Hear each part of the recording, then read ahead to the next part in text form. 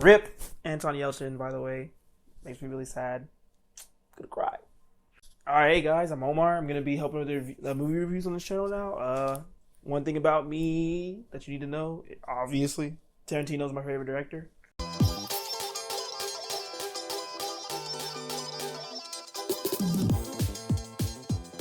Alright, let's get right into the review. We're gonna be reviewing Star Trek Beyond. It's about Captain Kirk and his buddies flying out there, and then something bad happens, and then how do they deal with that? It's basically what the movie's about. Alright, so we're going to break it down into 5 categories. Direction, narrative, action, acting, and sound. I have to praise the beginning. I really liked how they opened the movie.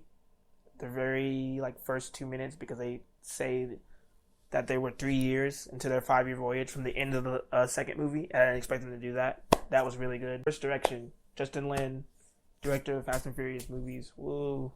He does shaky cam a lot in this movie during the action scenes.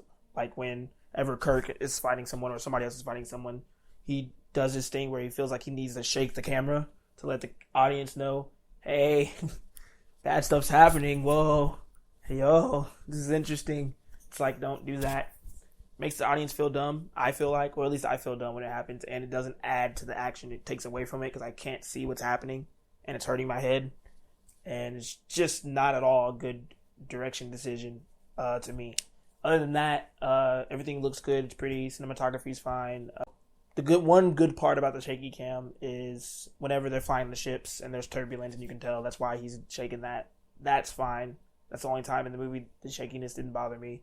So, to narrative. This is probably the worst part of the movie because it's just a very run-of-the-mill basic story. It's a continuation from the first two. You like all the characters already, or you should, if you're into the movies. You already pretty much like everyone, so this narrative doesn't have to try hard to be that good because you're already kind of connected to the people. At least I am. That's how I felt. And it doesn't try that hard. The narrative is nothing try hard. It tries to make you care a little bit about the crew, but you already have that, so they don't push any envelopes. They kind of just stay stagnant, normal, average. There's funny parts. The villain, narratively, he's not interesting. He's not fleshed out well. He's kind of just bad because they need a bad guy, so they just pick this guy. It's like, okay, this is what's gonna happen. There's kind of a little twist with him, I guess.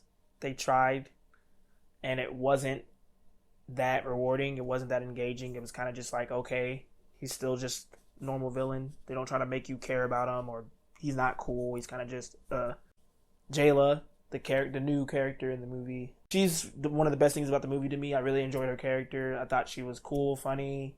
She meshed well with everybody pretty well, mainly Scotty.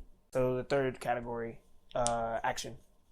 Again, saying what I said before about the shaky cam was the worst thing about the action in this movie. Whenever anyone was physically fighting, that part was bad, obviously. Everything else, whenever they fought in ships, it was pretty good. I liked it. It wasn't bad. Nothing action-wise was overly entertaining or impressive, though. It was kind of just okay, or that was cool, or fine. Yeah. Fourth category, acting. Simon Pegg, Chris Pine, Zoe Saldana, Zachary Quinto, John Cho. There's not a lot to complain about here. Everybody is pretty good. The characters from the original movie are pretty well represented. Other than Kirk, I guess it should have gone in narrative, but Kirk kind of doesn't act completely like Kirk in the aspect of he's not as comedic. You know how he's usually joking about the bad circumstances he's in, or he's just overall joking, kind of stupid acting in general. There's not almost any of that in this movie. He's way more serious about everything. He's way more... It feels like they're trying to go a darker, more serious direction with him, which I don't mind, but narratively it's a problem, and I'm pretty sure a lot of people are going to hate about that, actually. Bones was probably... Him and Jayla are probably the best parts of the movie to me. Bones was hilarious. That's strong. He was really funny. He was the most enjoyable comedy parts in the movie. Yeah, the acting overall was good. And then sound. The fifth category is sound. Uh, the score is not anything to remember. It's not anything to really talk about. It's not bad. It doesn't take from the movie. It fits. All the music fits well. It's just not memorable at all. And the soundtrack is okay as well. Yeah, but overall, I enjoyed the movie. I'd give it like a 7 narratively and overall because of the problems I see. I could see it from a critical standpoint being a 5 or a 6. And then on the smash or pass scale, I'd give it a pass because I'd say it's not worth seeing in theaters. Just wait for it when it comes out on DVD or Blu-ray or Netflix. One of those. All right. I'm Omar. This has been my review. Hope you enjoyed it. If you did enjoy it, hate to be this guy, but like and subscribe. All right.